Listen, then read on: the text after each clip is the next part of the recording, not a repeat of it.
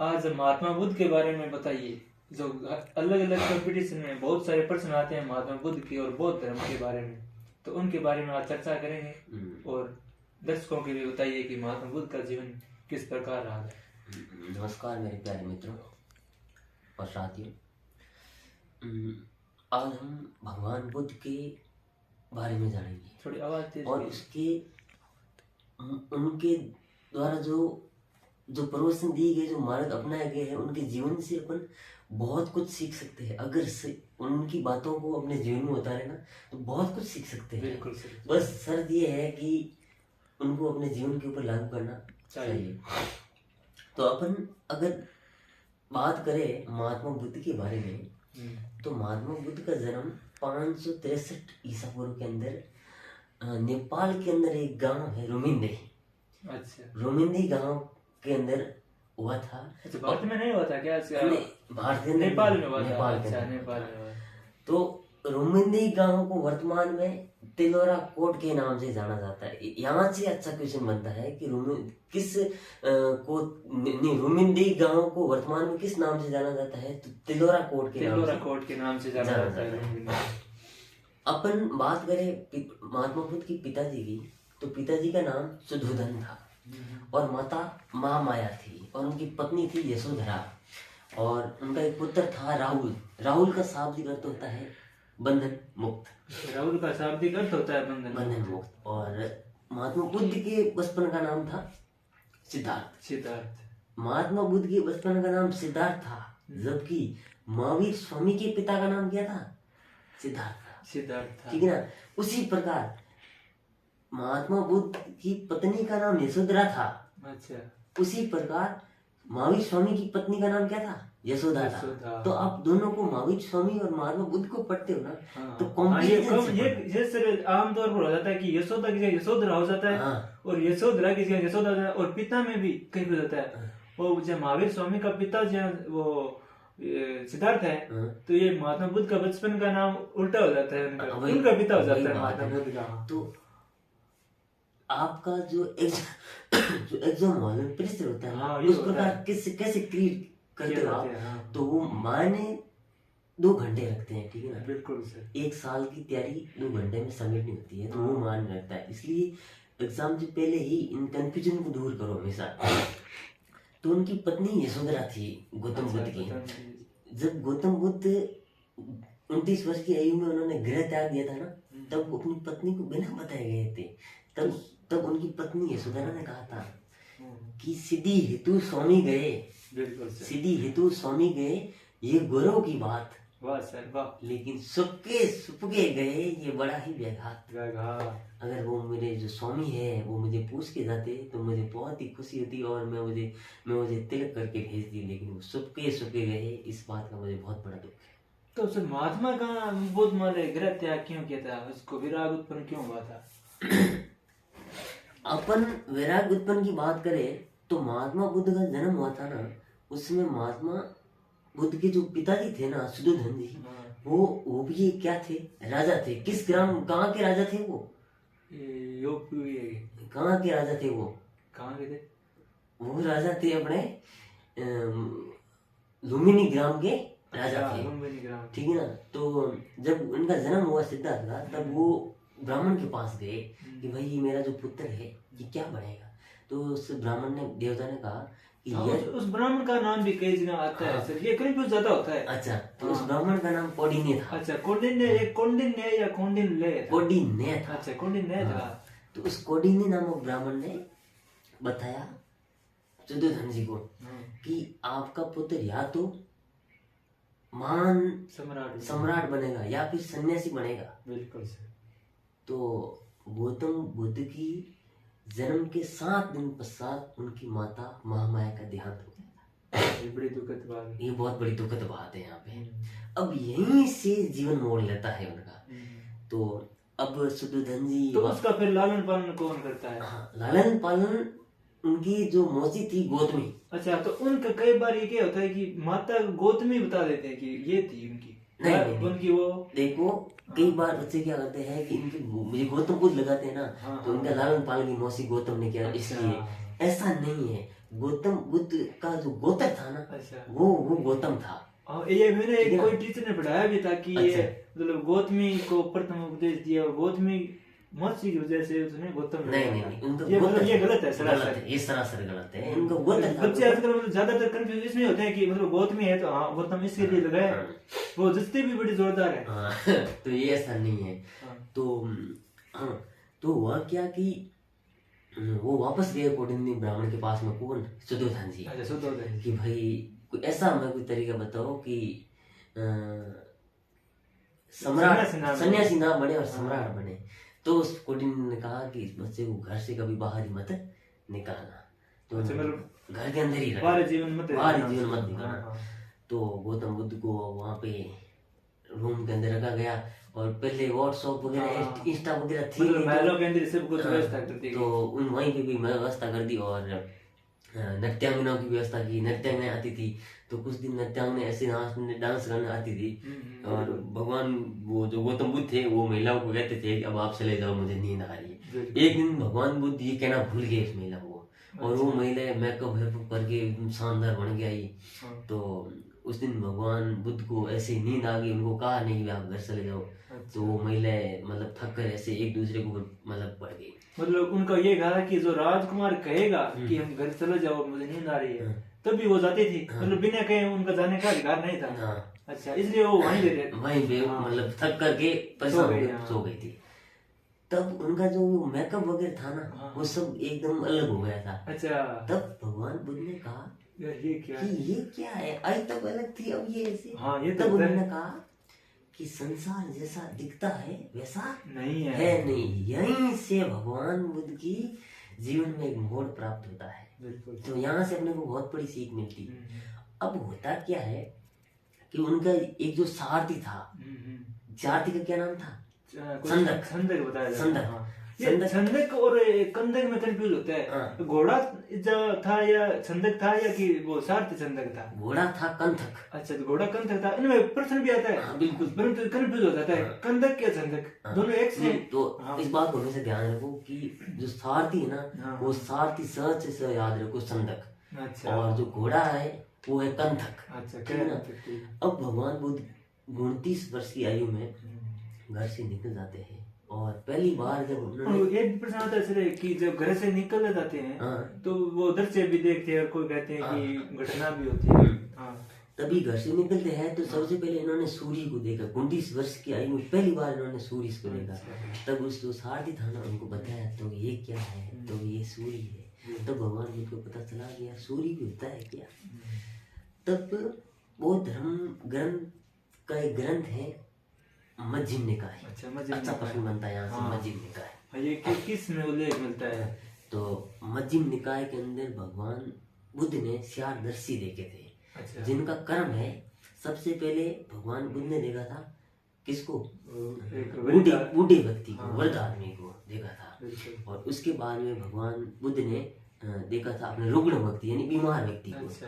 और उसके बाद में देखा मृत व्यक्ति को और उसके बाद में देखा सन्यासी को। तब उनको लगा, भगवान बुद्ध को लगा कि सबसे अच्छा जीवन सन्यासी का होता है। उसी दिन से भगवान बुद्ध ने सन्यासी बनने का सोच लिया, प्रण ले लिया था। तो भगवान बुद्ध थोड़े आगे बढ़े तो वहाँ पे उनको 5 ऋषि मिले जिनका नाम उनकी घटना जो मतलब वो घर से जाते हैं तो ये कई बार प्रश्न आता है जो कि धर्म चक्र परिवर्तन और महावीर निष्क्रमण कंफ्यूज होता है। अच्छा जो महावीर निष्क्रमण कौन सी घटना है और धर्म चक्र परिवर्तन कौन सी घटना है? अच्छा मान विनिष्क्रमण जो घटना है ना ये गृह त्याग की घटना। अच्छा मतलब ये जो वो जाता है चादर से देख कर उनको उस घटना को जो रात को मतलब राहुल को और अपनी पत्नी यशोधरा को छोड़कर जाता है उन घटना को क्या कहते हैं? महावीर निष्क्रमण को कहते हैं, गृह त्याग। और धर्म चक्र परिवर्तन की घटना वो है वहाँ उस दिन भगवान बुद्ध को किसकी प्राप्ति होती है? ज्ञान की प्राप्ति होती है ना। धर्म चक्र परिवर्तन, धर्म यानी शिक्षा, धर्म चक्र परिवर्तन वो 5 अपने गुरुओं को उपदेश देते हैं उनमें और ज्ञान प्राप्ति होती है उस दिन में कंफ्यूज होती है। अच्छा। ज्ञान प्राप्ति होती है उनको संबोधि मतलब घटना को कहा जाता है या फिर धर्म चक्र परिवर्तन कहा जाता है। धर्म चक्र परिवर्तन उपदेश देना, उपदेश देना 5 गुरुओं को उपदेश दिए उनको तो धर्म चक्र परिवर्तन कहा जाता है। धर्म चक्र परिवर्तन का मतलब होता है कि धर्म यानी शिक्षा, सकर यानी चक्र में पहिया, पहिया, और प्रवर्तन मतलब धर्म का पहिया घुमाना, पहिया घुमाना, यानी धर्म का पहिया यानी शिक्षा का पहिया शिक्षा घुमाना। का। तो वो जब वो 5 ऋषियों से मिले ना, उनका नाम था कोडिन्य, अज, वक्फ, बद्दी और महानाम। ये थे 5 कौंडिन्य। तब उन्होंने कहा, परीक्षा ली कि भाई तू यहाँ पे रह जाएगा क्या? तो भगवान बुद्ध ने कहा ठीक है, रह जाऊंगा। वो कौंडिन्य वही था ना जो मतलब भविष्यवाणी करके गया था कि ये महान सन्यासी या महान सम्राट बनेगा, वही था। बिल्कुल। तो अनुमा नदी के किनारे, अच्छा, अनुमा नदी के किनारे महात्मा बुद्ध ने अपने सर्वप्रथम सिर का मुंडन करवाया था। अच्छा, मिलान वाला सवाल बनता है कि भगवान बुद्ध ने सर्वप्रथम अपने सिर का मुंडन कहाँ पे कौन सी करवाया नदी था? करवाया? तो अनुमा नदी के तट पर, जो बिहार के अंदर है ना, हाँ, वहाँ पे करवाया था। तो ये मतलब मुंडन क्यों करवाया सर? मतलब क्योंकि वो जब ऋषि बनते हैं ना, तो वहाँ पे एक नियम है ऋषि के अंदर कि सन्यासी वस्त्र धारण करना और सिर का मुंडन करवाना अनिवार्य होता है। तो भगवान बुद्ध वहाँ पे बैठ गए। तो अब क्या है कि नए नए थे भगवान बुद्ध, बच्चे थे, तो उनको पता नहीं था, तो उनको थोड़ी भूख लग गई। ऐसे ऐसे वो तपस्या कर रहे थे तो भूख लग गई थी, स्वाभाविक है। हाँ, स्वाभाविक है। तो एक सुजाता नामक महिला एक खीर का प्याला लेके आई हुई थी, और वो कह रही थी कि किसी को भूख लगी है तो क्या खा लो, खीर खा लो, खीर खा लो। हाँ, अब याद आया सर। हाँ, तो अगर भूख लगी और कोई खीर का खाए तो अब कौन नहीं खाएगा? वही बात है ना, मारवाड़ी में एक कहावत भी है कि भूख ने भूंडो, ऊँग ने उखेड़ो। यानी भूख लग रही हुई कड़ी भूंडो दीजिए, तो खा ले, कोई भी स्वाद लगे। और ऊँग आवती हुई आदमी ने तो घास माते भी सो जाओ, रजाई और सोफा की कोई जरूरत हुई। नींद आवाज मतलब। तो भगवान बुद्ध वो बढ़ गया, खीर खा ली, तो वापस आए। तब वापस आए ना वहाँ ऋषि के पास में, तब ऋषि ने कहा कि कहाँ गया था? अच्छा। तो भगवान बुद्ध ने कहा कि नहीं, कहीं नहीं गया, मना कर दिया मैंने। लेकिन फिर पता चला, तब कहा यार थोड़ी भूख लगी थी, खीर खाने गया था। तो होता क्या है कि अब हाँ, उसमें की एक घटना भी याद आती है सर कि उसमें वो ब्राह्मणों ने कहा कि आपने गलत किया, तो उसने महात्मा कहते हैं कि महात्मा बुद्ध ने कहा था कि गिटार के तार को इतना भी मत खोचो कि वो टूट जाए, और इतना ढीला मत छोड़ो कि वो बजे ना। संगीत उत्पन्न। अच्छा, इनका क्या अर्थ होता है? यानी कि उन्होंने कहा कि मध्यम मार्ग अपनाओ। तपस्या कर भी रहे हो ना, तो उसमें मध्यम मार्ग अपनाओ। भूखे मरने से ज्यादा नहीं मिलता है, इतने कठिन भी नहीं करना चाहिए। इसलिए भगवान बुद्ध वहां से निकल गए थे। और कहाँ चले गए थे? कहाँ चले गए थे बताओ आप? गए तो थे। हाँ, तो वहाँ चले गए थे कहाँ? बोध गया के अंदर पहाड़ी पे। अच्छा। वहाँ चले गए थे, और वहाँ पे गया बिहार के अंदर उन्होंने तपस्या की। अच्छा। तो अगर अपन डेफिनेटली बात करें ना, तो भगवान बुद्ध 29 वर्ष की आयु में उन्होंने गृह त्याग किया, और 6 वर्ष की ज्ञान प्राप्ति के मार्ग में 37 वर्ष की आयु में 36 वर्ष की आयु में 35 वर्ष की आयु में 35 वर्ष की आयु में 49 दिन की कठोर तपस्या की। 49 कह दूं कि 49 दिन को कहते हैं। 49 जोधपुर साइड का है, उनकी आवाज अलग है।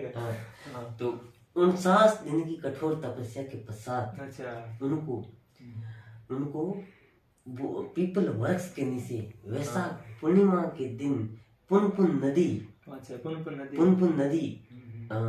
नदी का एक दूसरा नाम रिजुपालिका नाम से भी जानी जाती है। रिजुपालिका या पुनपुन नदी के किनारे उनको रात को 2:10 पर ज्ञान की प्राप्ति हुई। इस घटना को क्या कहा जाता है?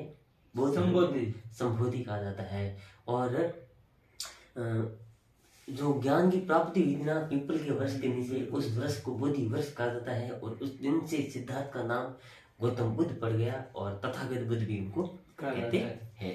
अच्छा, बुद्ध का मतलब ये क्या मतलब कि बुद्ध क्यों रखा उसने? बुद्ध का मतलब होता है ज्ञानी। अच्छा, ज्ञानी, इसलिए मतलब ज्ञान प्राप्त हो गया तो उसलिए ज्ञानी बुद्ध नाम रख दिया। अच्छा, ज्ञान जिसको व्यक्ति ज्ञान प्राप्त हो जाता है ना, तो वो बुद्ध कहलाता है। और अपन आगे थोड़ी बात करें उनके बारे में, तो भगवान बुद्ध ने ज्ञान प्राप्ति के पश्चात वहां से वो निकले ना, तब उनको तपस्वी और बलिक या मलिक नामक 2 शूद्र बंजारे मिले थे। अच्छा, कोई आसपास में कोई गाय चरा रहे थे, उनको अपना अनुयायी बनाया। सर्वप्रथम शानदार कृष्ण बनता है यहाँ। अच्छा, मतलब शिष्य पहले उन दोनों को बल्लार को वो क्या नाम था, भल्लिक और अच्छा, मल्लिक। हाँ, भल्लिक और तपस्वी। मल्लिक तपस्वी। हाँ, इन दोनों को अपना अनुयायी बनाया और वहां से वो आगे बढ़े। उसके बाद में इन्होंने वो जो 5 जो साधु थे ना, हाँ, उनकी खोज की। उनकी खोज की और वहां पे गए। हाँ। तब भगवान बुद्ध ने कहा कि आज मुझे ज्ञान की प्राप्ति प्राप्ति होगी। तब उन्होंने पूछा कि क्या क्या प्रमाण? क्या प्राप्ति, हाँ, क्या बिल्कुल। प्रमाण है।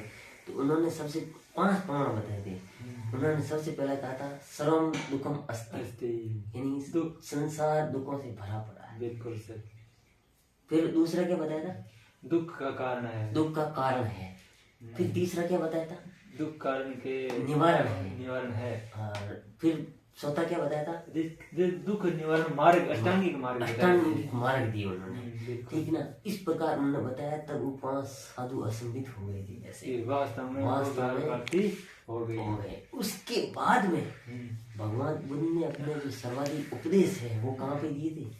हाँ, ये प्रश्न अच्छा बनता है। ये तो सर्वाधिक उपदेश कहाँ दी, जो सारनाथ पाली है या फिर एक पावापुरी नाम है, वैशाली। पावापुरी तो नहीं, वो एक महात्मा वैशाली महावीर स्वामी से संबंधित है। हाँ, तो सर्वप्रथम उपदेश कहाँ पे दिए। अच्छा, वो तो सारनाथ नहीं, सारनाथ है क्या? हाँ, सारनाथ में। अच्छा, सारनाथ। सारनाथ के अंदर सर्वप्रथम उपदेश दिए। सर्वाधिक उपदेश कहाँ पे दिए, सर्वाधिक उपदेश, ये भी अच्छा प्रश्न है। वैशाली के अंदर। वैशाली के अंदर सर्वाधिक वैशाली उपदेश। हाँ। कौशल महाजनपद की क्या थी, राजधानी। कैपिटल थी, राजधानी थी। बिल्कुल। ये बात यहाँ की। फिर कितनी वर्ष उम्र की आयु में उनका निर्माण हुआ था। हाँ, 80 वर्ष की आयु में उनका वो निर्माण हुआ। कहाँ पे हुआ था, वो पावा में। पावा या कुशीनगर में उनका कुशीनगर। 25 वर्ष की आयु में उनका क्या हो गया था, 25 80 वर्ष, 80 80 हाँ, 80 हाँ, 80 बोलता है, 25 नहीं बोलता है। 80 वर्ष की आयु में महात्मा बुद्ध की मृत्यु हो गई थी पावापुरी या कुशीनगर में। और कुशीनगर या पावापुरी को क्या कहा जाता है, पवित्र स्थल, बौद्ध धर्म का पवित्र स्थल कहा जाता है। और ये जो बोध गया है, बोध गया वो भारतीय प्रधानमंत्री नरेंद्र मोदी ने 2014-15 में भारतीय आध्यात्मिक राजधानी घोषित किया है। बिल्कुल सर, ये अच्छा प्रश्न है। ये करंट में भी आ सकता है और ये तो और वैसे- स्टैटिस्टिक्स में आ सकता है खास तौर पर। और वैसे भारत की 4 राजधानियां हैं, हाँ, हाँ। ठीक है ना। इलेक्ट्रॉनिक राजधानी कौन सी है, इलेक्ट्रॉनिक राजधानी बेंगलोर। और आध्यात्मिक- आध्यात्मिक राजधानी कौन सी है, तो वो तो हो गई, बोध गया। हाँ बोध गया। अरे और प्रशासनिक सर, राजधानी दिल्ली हो गई। दिल्ली। और आर्थिक राजधानी कौन सी? मुंबई। मुंबई। ये भारत की 4 ये 4%, बहुत अच्छे प्रश्न है सर ये। और हाँ, और अपने अगर आगे बात करें ना, तो महात्मा बुद्ध के बारे में जितना कहा जाए उतना कम है। लेकिन मैंने प्रयास किया है थोड़ा अच्छा बिल्कुल, बताने बहुत के लिए। सर बताया। लेकिन फिर भी मेरी कहीं त्रुटि रह गई हो हाँ, त्रुटि तो तो कमेंट बहुत- बॉक्स में आप जरूर वो बताना, हमारी भूल हो जाती ताकि है। मैं भी मेरी कमी में सुधार कर सकूं। बिल्कुल। अभी महात्मा बुद्ध पूरा नहीं हुआ है। और महात्मा बुद्ध का जहाँ शिक्षा का, उनके शिष्यों के बारे में उल्लेख दूसरे पार्ट में आएगा। बने रहिए हमारे साथ। जय हिंद। जय भारत।